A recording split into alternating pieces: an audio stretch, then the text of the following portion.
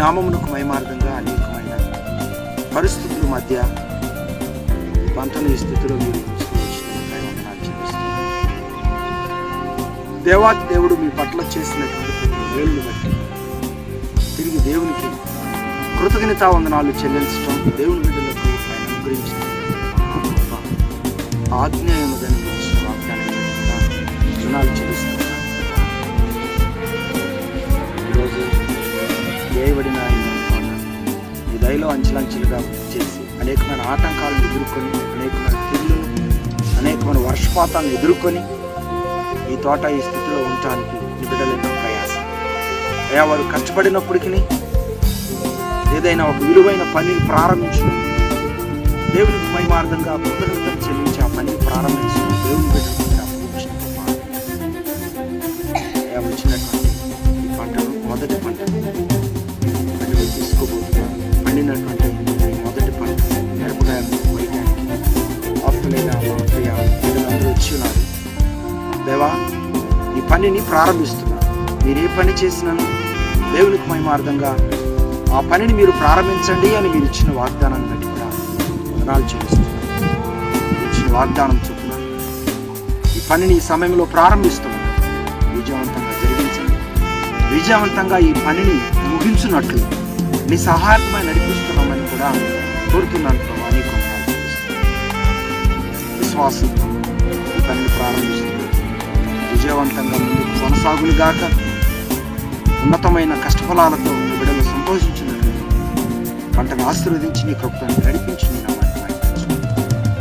యేసయ్య నామములో ప్రార్థించి అడిగి వేడుకుంటున్నాను. ఆమేన్.